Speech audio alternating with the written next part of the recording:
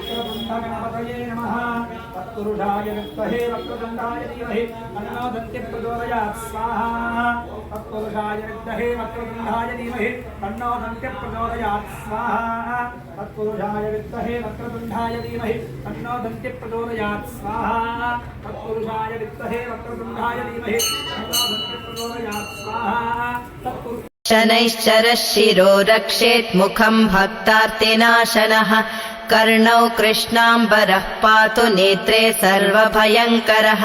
कृष्णां गोनासिकां रक्षेत् कर्णं मे च शिखण्डिजः